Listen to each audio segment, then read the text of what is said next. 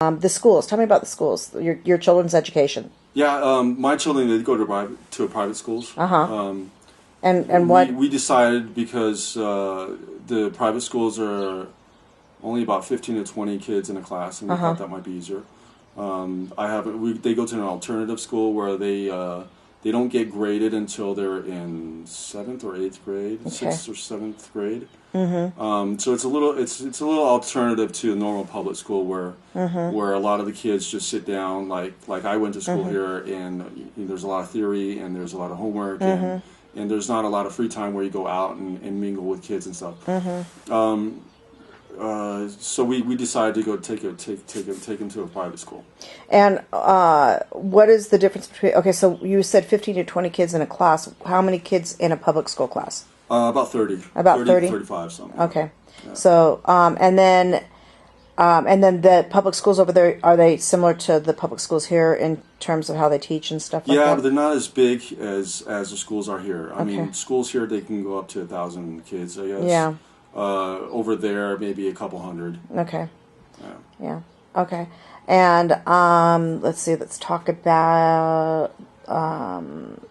Is there anything else you can think of that's very striking to you? Like, the whole lifestyle of being over there. Is there?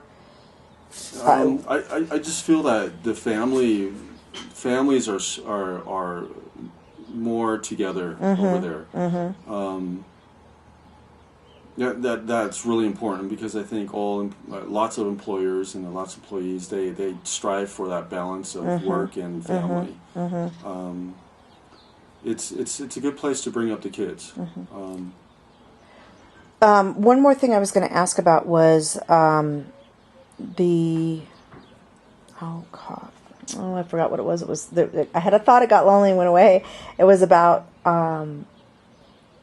health insurance, vacation. Yeah, no. It was vacation, health insurance. Let's see, we covered. I'm trying to think what we've covered, like public services, like the roads. Are they good there? Yeah, very good. I mean, the transportation system is very good, excellent. Metro stations, yeah.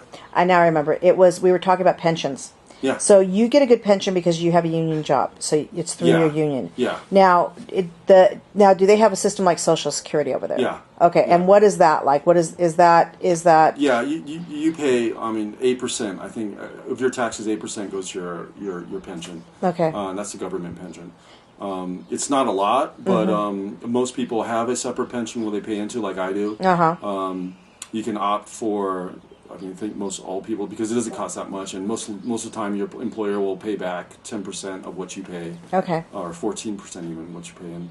Into Social Security. Yeah. And what into your pension. Okay, so if somebody does not have a union job and they're just surviving off, is it similar? Is it similar to Social Security here, or is it? Yeah. It's not very much. I think it's about $1,500 a month or so. Okay. So it's not too much, but you have so many different plans. You can also go to your bank and ask for a pension plan where you pay into them, and they'll make they'll try to see they'll try to make a good pension plan for you. Got it. Do most people everybody who works over there in Denmark, do they have a good standard of living? Would you say, or do you have people that work who live like in poverty? No, I don't think so. Nobody. No, I mean the people that work there are not living day to day. Yeah. They're not living paycheck to paycheck. Okay. It depends, of course, it depends how much you're spending. I mean, if right. you're going out and just splurging your money all over the place, but the money is there the cost of living is high. That's one thing. The apartments, housing is expensive. Okay. But it's all regulated with, the salaries are quite high too. Yeah. So, so that's why you were saying the people that want to sponge off the system, they have basically, I mean, what you described to me was what a lot of people that work full-time here in the United States live on. When you're talking about people that sponge off the system, you're talking about people here that have full-time jobs that have to be on food stamps and that they have to live in crap apartments and they probably can't afford a car. Yeah. And everything that you're talking about is what we have people that are working getting. Yeah. So that's why it's really interesting when you know. The thing, because I've worked in between my living in Denmark, I moved to Hawaii and I worked there for a year. But we worked there because we had our children, and we were able to have our maternity money paid out in Hawaii. Got it. Because we wanted to stay with the kids a bit. So Right. we moved to Hawaii. So I opted to work maybe 2 or 3 days in a restaurant just to have some extra money. And working there was amazing because I was working with guys that were working 7 days a week. Yeah. They were working morning shifts, and then they would finish up at 3:30, and they would have another job at 5:30, and they work basically all day, 7 days a week. Right. And that just blew my mind. And then and very minimal benefits. yeah. And what kind of standard of living did they have? Pretty. I mean, Hawaii is quite expensive, but they lived in one bedroom apartment or a studio apartment. Some didn't even have cars. Some just had bikes or so. Yeah. To me, it looked like a hard way of living. Yeah. As opposed to, and so let's talk a little bit about generally, I know you said your company is really solid financially. Do you see that that there's a vibrant business economy over there in Copenhagen? I think so. Denmark? My company has a lot. They do a lot with conferences, and they cater for conferences, and big companies come in and use our facilities for their conferences. What about like the business climate in general, though? Like outside of your industry, like let's say, do you see other industries coming in there? Do you see other? Is the business, do you see very many businesses going out of business over there? No. Even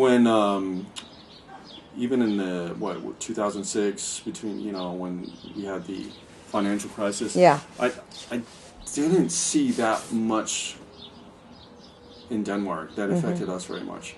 Of course, there were some businesses global businesses that stopped coming to us because they couldn't afford it anymore. Yeah. Some people lost their jobs. But all in all, I didn't really feel too bad about. Never felt scared of losing my job. Okay. Now the people that lost their jobs, were there programs to assist them? Yeah. Denmark always kind of wants people to be involved in a union, so you're pretty protected. Okay. You have 2 years of unemployment where you get 80% of your check, and some people have unemployment insurance where they pay into every month. So if they do lose their jobs, they'll at least have their unemployment from the government, and they would subsidize the rest through insurances and until they can find something else. Do you see a lot of those people staying on that for the full 2 years and just kind of milking it until they can find a job? No. Or just looking for a job at the last minute? No.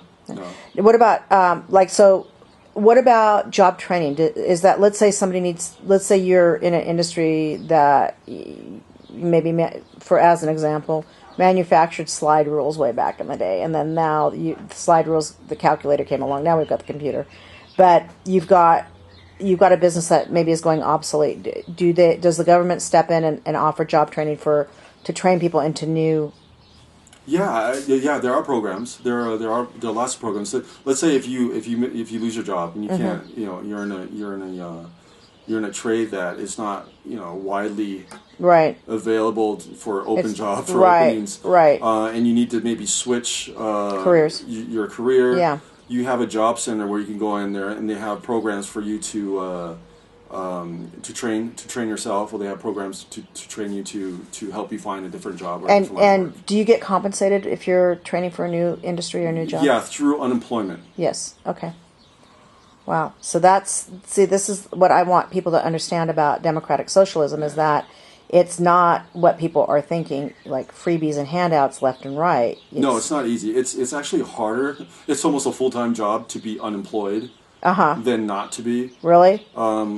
It's not fun, because if you're unemployed, you need to every Monday, you need to log on your computer, and you need to send your resumes, copies of your resumes to the jobs that you're looking for. So you need a certain amount of job searches every week. Wow. That you need to prove. Wow. You need to go to. They push you for interviews. They want proof that you're going to interviews. Yeah.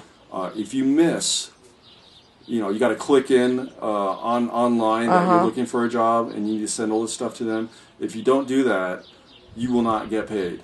So if you actually miss, for whatever reason, that Monday, you need to start all over. You need to go back to the job center, re-register yourself, put yourself in the whole system again. So they just, and you might lose a whole month of pay because you screwed up that one day. So it's not like, I'm here, give me my money. Yeah. It's almost a full-time job. It's not fun. Yeah. It's not fun. That's good to know. Wow. That's really a lot of good information. Yeah.